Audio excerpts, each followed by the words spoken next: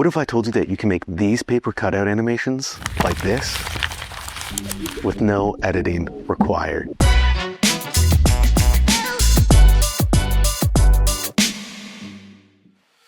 Hey everyone, and welcome back to the channel. My name is Corey from CNS Media, and today I'll be showing you the ultimate hack when it comes to making these paper cutout animations.